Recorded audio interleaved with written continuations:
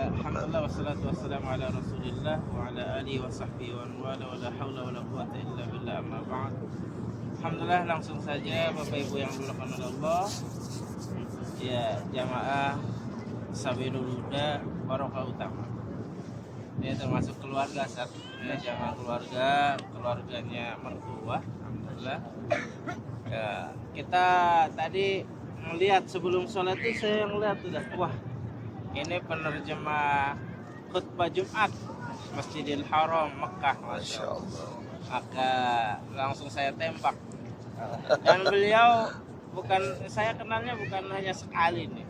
Jadi ketika di Libya pun udah kenal, yang bantu ponakan saya operasi itu beliau juga, ya, Masya Allah.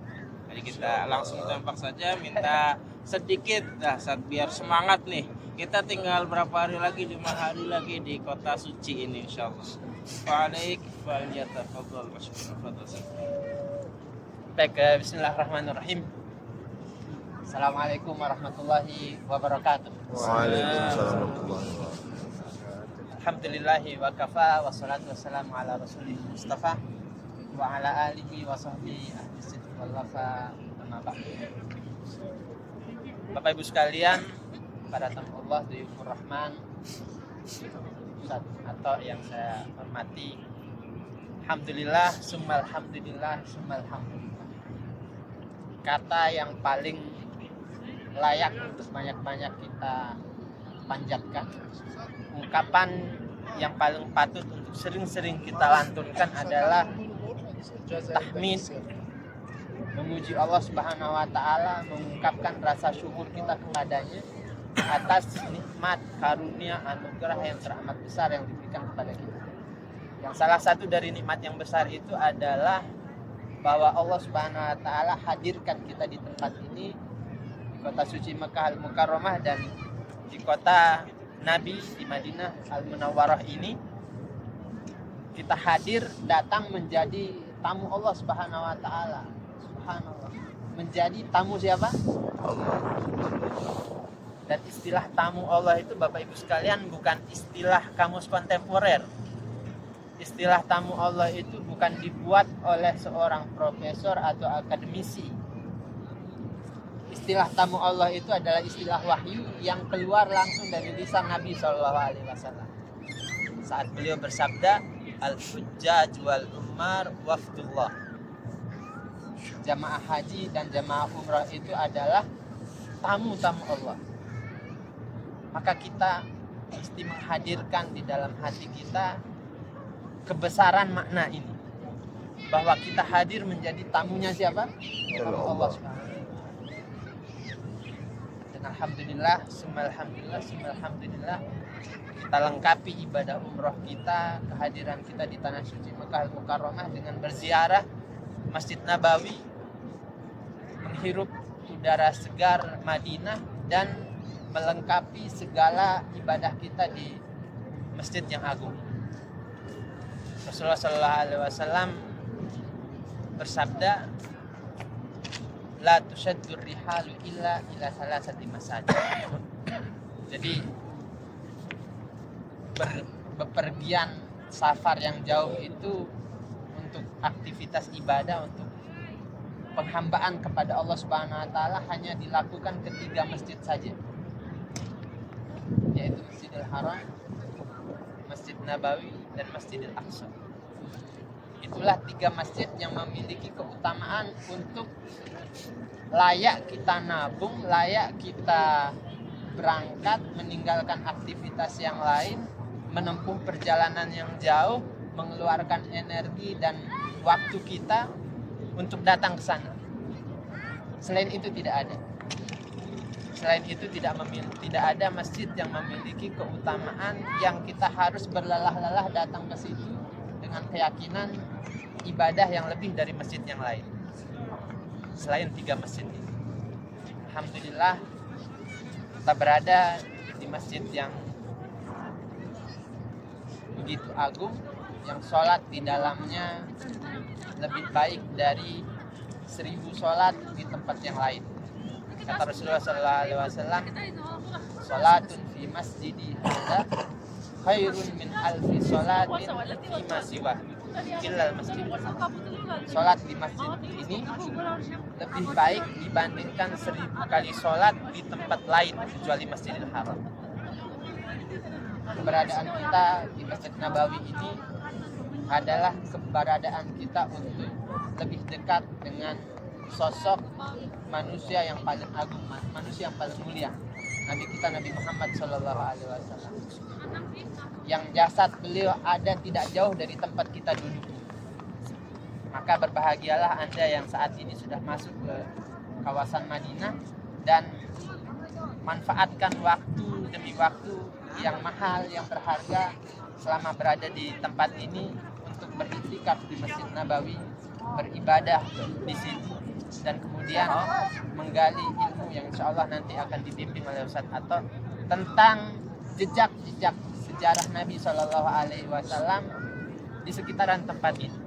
Karena setiap jengkal tempat ini memiliki makna, sebab disinilah dahulu Rasulullah SAW membangun peradaban Islam itu, sehingga kemudian dia terpancar ke seluruh dunia sampai ke Nusantara dan sampai ke hati kita dan menjadikan kita datang ke tempat ini saat ini. Bapak Ibu sekalian, bahkan Allah Subhanahu wa taala, perjalanan umrah ini adalah perjalanan yang spektakuler. Entah Allah Subhanahu wa taala berikan kita waktu kapan lagi untuk datang berumrah menjadi tamunya. Harapan kita Allah Subhanahu wa taala undang kita berkali-kali, kembali lagi dan lagi. Dan Allah Subhanahu wa taala menjadikan ibadah umrah itu syarat dengan makna. Di antara maqasid yang disebutkan oleh Allah Subhanahu wa taala, maqasid itu artinya tujuan, maksud, fungsi di balik sebuah ibadah yang disyariatkan oleh Allah Subhanahu wa taala. Di antara fungsi, maksud, tujuan ibadah umrah itu liyashhadu manafi'a lahum. Allah Subhanahu wa taala berfirman agar mereka yang datang menjadi tamu Allah Subhanahu wa taala itu yashhadu manafi'a lahum, menyaksikan manfaat-manfaat yang beragam bagi diri mereka. Agar mereka yang datang ke tanah suci Makkah, agar mereka yang datang ke hadir di Madinah ini menyaksikan manfaat-manfaat bagi diri mereka. Kata para ulama tafsir, ayat itu menggunakan kata manfaat-manfaat yang maknanya umum, baik itu manfaat ukhrawi ataupun manfaat duniawi. Kita akan mendapatkan banyak sekali nilai-nilai spiritual di sini, dan juga kita akan mendapatkan hal-hal yang justru akan menguatkan karakter kita. Anda bisa bayangkan ungkapan ini, Allah bilang agar mereka menyaksikan manfaat-manfaat, datang ke sini itu agar menyaksikan manfaat-manfaat yang disediakan oleh Allah Subhanahu wa taala. Saya ingin tanya, selama di Mekah atau di Madinah, apakah tidak ada keburukan yang kita saksikan? Tidak. Banyak. Oke. Yang lagi viral sekarang Ustaz, banyak jamaah enggak dapat hotel. Oh iya. Itu kebaikan apa keburukan? Membuat senang atau kecewa? Ya. Membuat nyaman atau tidak nyaman? Tapi kenapa Allah Subhanahu wa taala enggak bilang agar kalian menyaksikan ketidaknyamanan? Tapi Allah hanya bilang liyashhadu manafi'a lahum, agar mereka menyaksikan manfaat-manfaat bagi diri mereka. Wa azzin fin nasi bil hajji ya'tuka rijalan wa 'ala kulli dhamirin ya'tina min kulli fajjin amik liyashhadu manafi'a lahum. Bukan liyashhadu manafi' wa madar alaihim. Allah tidak mengatakan agar mereka menyaksikan manfaat dan mudarat bagi diri. Maknanya bahwa apapun yang kita temukan dalam perjalanan kita menuju tanah suci menjadi tamu Allah Subhanahu wa taala, kita lihat itu dengan perspektif yang positif. Kita maknai itu dengan sisi yang baik. Memang kita kecewa pada saat-saat tertentu. Memang kadang kita kesel, kita udah enak-enak jalan, tiba-tiba kita udah enak-enak ngambil sab, tiba-tiba ada yang loncatin gitu. Iya kan? Banyak ya. المهم Tapi الجبال. disitulah Allah Subhanahu Wa Taala ingin menunjukkan kepada kita أنا في manfaat المدينة bagi المنورة. diri. Contohnya, kita udah rapi nih وين Ustaz, كنت فهمي كنت فهمي sedang zikir, tiba-tiba ada yang loncat. أنا سهيل سفيان صفا رشيدة كمل. Itu ngeselin kan? Tapi Allah Subhanahu Wa Taala ingin menunjukkan kepada kita agar kita syukur. Alhamdulillah kita tidak dijadikan orang yang suka ngeloncatin orang. Kita lihat orang saling debat, saling bantah-bantahan, saling teriak-teriakin. Di situ kita bersyukur Allah nggak jadikan kita suka bantah-bantahan di depan umum. عشان كروسي كملت كابي كروسي. Kita keluar dari masjid, tiba-tiba sandal udah nggak ada. في البروغرامي. Kita tetap bersyukur kita tidak dijadikan oleh Allah Subhanahu Wa Taala sembarang ngambil sandal orang. أبو نسيبي أبو. Jadi sisi-sisi apapun yang kita temukan di sini kita maknai dengan nilai-nilai yang positif. Karena itulah Allah Subhanahu Wa Taala hadirkan kita di sini liyashhadu agar mereka menyaksikan manfaat-manfaat baik manfaat ukhrawi ataupun manfaat dunia, baik manfaat yang bisa langsung kita ambil dari sisi yang baik atau manfaat yang kita ambil dari sesuatu yang secara manusiawi itu tidak baik bagi kita. Mungkin ini atau sebagai pengantar jamaah untuk bisa mendapatkan nilai-nilai spiritual selama berada di Masjid Nabawi.